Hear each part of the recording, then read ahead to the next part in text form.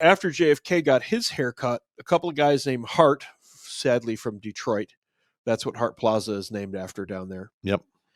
And Emanuel Seller came up with the 1965 Hart-Celler Act. Wasn't that shortly after JFK got his brains exposed to the This universe? is 1965. Yeah. He got smoked in what, 63? Yes, that is correct. All right. Hang on here. So 1963, he cashed in his meat suit for its mineral deposit. Yeah. Here, you go through that list real quick while I find something here. All right. What list would you like me to go through? Well, the one right there on the board. Okay. So here we are at the Hart-Celler Act, and this is the JFK haircut. And then shortly thereafter, they got his brother, because he himself was Bobby. Yeah. Yeah. He was basically chiming in on the exact same stuff his brother was that got him killed. Yep. And he wanted to audit the Fed. They can't have that. Even today, I don't think Doge has actually been able to get at the Fed as of yet. Yep. Because they are literally making up numbers and lying to us, because we're no longer on the gold standard for, I don't know, what is it, 5 decades? That's what happened in 1913. Gold became illegal. You couldn't own gold. You had to turn all of your gold in. Anybody who did was a complete moron. Yeah, I would not. I would totally keep it. They could fuck off. But yeah, I would have kept it too. So here is Los Hart-Celler Act. Let's take a look at this. On this date, in a ceremony at the base of the Statue of Liberty, President Johnson signed into law the Immigration and Nationality Act of 1965, commonly known as the Hart-Celler Act. This was the first spear in the back of the United States population itself. Now, hang on. This was the first attack on us. Before this, what was the immigration system? The immigration system was, it was very hard to get into the United States. You had to prove that you had somewhere to go. You had to prove that you had a job. You had to be from a Western country. Or have something of value. There was a whole list of countries that could not emigrate to the United States. That's because we had a culture, and we wanted to keep that culture. Emanuel Seller authored this and basically got Gary Hart to back him, and it dismantled. This is the moment that the fabric of the United States was dismantled. At this point in time, the United States is 91% white. Mm-hmm. And it's just a white country. What's wrong with that? I like Indians to be in India. If I go to India to see India, I don't want to see Lithuanians. Nope. If I go to Japan, I don't want to see Kurds. And, well, first of all, a lot of those other countries, you can't even emigrate there if you are not part of their culture or race. That's correct. You can't do it. Yep. It will not allow. You can visit. Yes. You can be a resident who lives there for a few years, but you're not going to get citizenship. Nope. Unless you're willing to maybe bribe some people and come out of pocket for a lot of money. Yep. Other than that, you're done. It's not going to happen. Yep. For decades, a federal quota system had severely restricted the number of people from outside of Western Europe eligible to settle in the United States. Passed during the height of the Cold War, Hart-Celler erased America's long-standing policy of limiting integration based on national origin.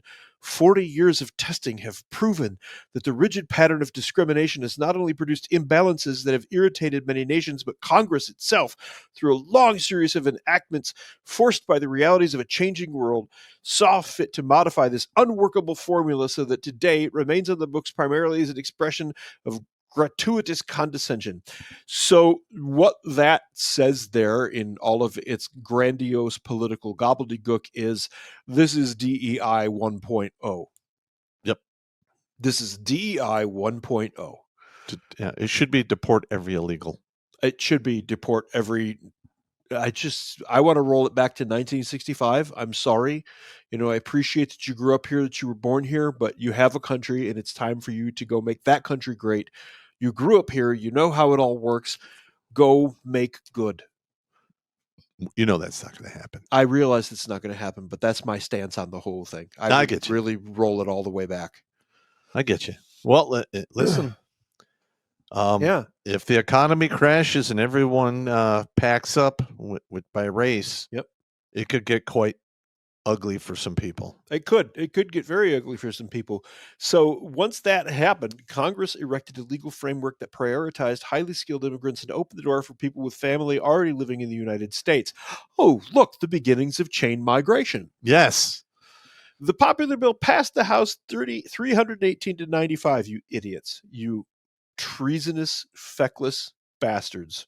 The law kept the number of annual visas at 290,000. Ha! That was happening in a month a couple of years back, which included a restriction of 20,000 visas per country per year. But policymakers had vastly underestimated the number of immigrants who would take advantage of the family reunification clause, chain migration. In particular, the law created new opportunities for immigrants from Asian nations to join relatives in America. Following Hart-Celler, annual immigration jumped to nearly 500,000 people, and only 20% came from Europe. Yep. There you go. That's there you go. The first spear in our back, compliments of our own, quote, government. But are we seeing a pattern here? Yeah. They're literally watering down the culture of the United States, slowly eroding our freedoms, and using smoke and mirrors to make that happen. Yeah. This has been planned for a long time, about 115 years or Well, so, I don't 120 years. Maybe there was like an overarching, evil genius plan. No, there's a goal, but as time went on, Yeah. they, like we They said at have the to beginning change. of the show, they adapted and changed, and Yep. it took them. They realized they had to capture our universities, because Basically the school system in general. the school system in general. And I think a lot of that had to do with the Department of Education, which really put it into overdrive. That was 1974 That was Jimmy Carter, wasn't it? under Jimmy Carter. Yep. 74 or 76? 76, which is really ironic because that was our bicentennial. And Jimmy Carter also what made it possible for China to grow as rapidly. He was a weak-willed little pussy. I don't care who says what. The man was a weak-willed little pussy. Well, he was a terrible president, and he was a terrible politician. Yeah. But he had a good heart, and I think he had a good heart. I yeah. really genuinely think And he I meant think- well from everything I've read. well, the thing is he had a good heart, and I think they took advantage of that. Yes, absolutely. Again, Because I put that these in people here. are, yeah, Weaponizing compassion. Yep. It's on the list. Compassion. absolutely. And, So and like all of this waves and waves of immigration we've seen for the past decade, a little over a decade. Yep. They always fall back on, well, they're suffering and we could take care of them. Again, our compassion is being weaponized against us, and we're fucking paying for it. Because mercy is cheap, compassion is fucking expensive. let me give you a really good example of how to lie with statistics. Oh, yeah. This chart right here. The United States began regulating immigration soon after it won independence from Great Britain, and the laws since enacted have reflected the politics and migrant flows of the time. Early legislation tended to impose limits that favored Europeans, but a sweeping 1965 law opened doors to immigrants from other parts of the world. In more recent years, laws and presidential actions have been shaped by concerns about refugees, unauthorized immigration, in other words, illegal immigration, and terrorism. None of these people are refugees from anything. They're refugees from my country sucks, gimme. That's right. Now, typically, you can be a refugee if you come from one country into a neighboring country. You cannot be a refugee if you jump that chain in any way. You're not a refugee, you're an immigrant. International law, and you being in civil affairs should have had this class as well, states that a refugee must accept the first Safe available harbor. port, safe harbor. Yep. There is no, I get to go 10,000 miles. Correct. Or no, hit him. You Across go, a you continent jump, into Europe. well, first of all, you cross a continent, Yeah. an ocean, In an ocean. come through to another continent, travel the length of that through several countries just to get to America. And the most dangerous pass in the Americas, the Darien Gap. Yep. Which they were assisted in crossing by NGOs. Yes. Who were paid for with our tax USA. dollars. So whenever tax dollars are paid for something, it's no longer a non-governmental organization. Some of our guys had footage of 96 civil affairs guys down there assisting the refugees. Correct. 96 civil affairs, for those of you out there who don't know, is civil affairs, yes, but they're the special operations civil affairs guys. They're the hearts and minds guys. That's where the Green Berets go to die. Right. Yeah. Yeah, that's what we do with Green Berets when they are no longer functional in the field. That's right. When they get old and broken and Yes. crusty. You're going to the 96. Have a good time. I went to 414 civil affairs. Yeah. That's what happens. Yep.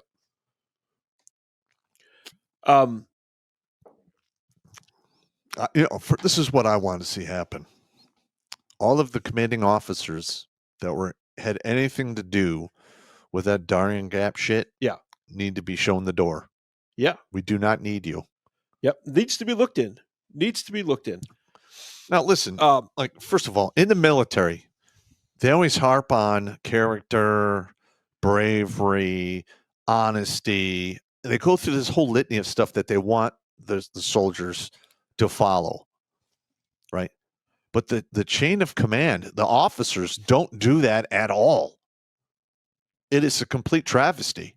Yes, you're correct. Now, back to lying with statistics here real fast. Oh, hey, look at that. We got Jimmy. We have an early arrival of the button-pushing monkey. The turn Jimmy. What's happening to my rowdy riggers? How you doing? First, I want to get to this graph here from approximately 1840 to roughly 1920. It looks like you've got a big surge in immigration. It says population of the U.S. that is foreign born. Now, here's the lie. Those immigrants were all from the countries that pretty much founded the United States of America. England, France, the Netherlands, the Dutch. Irish. The Irish came later. Mm-hmm. In the late 50s. During the the potato famine. A lot of them came over in the 40s during the potato famine, 1840s, mind 1840s, yeah. All of these are European countries. And then there's a dip in immigration you can see after 1950, right around 1960. And all of a sudden it skyrockets again. But that skyrocket right there is all Africans, Central Americans, and Asians. Completely changing the demographics of the United States. Now, well, hang on. One of the reasons you can do that is to sow division. Yes. And once you have faults correct. in a population, you can attack it and destroy it. Yes. Yep, that is exactly correct. Now, we've got a guy in the chat that I have to address because it's apropos and he deserves to be addressed correctly in this scenario. I said that I wanted to roll the Hart-Celler Act all the way back, right? I'm talking about bulk migration. Every country has always had people from other countries who migrated there and successfully fit in and paid their dues and did their thing. Which I don't have a problem with. Getting to that, especially those who join our warrior class and prove themselves in battle alongside of us shoulder to shoulder. Those people are welcome. They clearly want to be there. Yes. I'm talking about the Gimmigrants. Yes. The ones who come here and expect EBT and all of that stuff. Hang on, I got to write that down. Gimmigrants. That's what I'm specifically addressing. You always have people like you, International House of Whoop Ass. Yes, I see you right there. You weren't born in the States, but you came over here and you did the thing, man. You joined our culture and you fought alongside of our brothers and you paid your dues and you did so willingly and you fit in. So you're welcome. I'm specifically talking about the boatloads of Gimmigrants. Well, here's another thing, is we shouldn't make it easy for you to come here and not assimilate. Hard. You should be, listen, we shouldn't have any other languages other than English. Yep. We shouldn't have to push 2 for Spanish. No. Yeah, French Foreign Legion. Yeah. You're learning French, motherfucker, That's period. Right. Yeah, by the time you get done with their basic and AIT, you will speak basic French. They give you 3 weeks. There you go. To learn basic French. Yep. Like I said, if you're willing to bleed alongside me shoulder to shoulder on a battlefield, you're good enough. Point blank. Yep. I don't have a problem with that at all. Yeah. That's it. That's, when I say these things about the whole immigration issue, it's about the boatloads and boatloads and boatloads that we're seeing now. That literally, it's human carpet bombing. It is designed to disrupt and destroy our culture. Well, also, first of all, it's divisive. It's burning through a lot of our resources that we don't need to be spending, which is paid for by the taxpayer. Mhm. All right. And here, another thing that I want to mention here, and it's a little off topic, are these sanctuary cities. Yeah. California is having a shortage of billions of dollars in their budget because they gave all that money away to Yes. illegal aliens. Yeah. Same thing in New York State. Yep.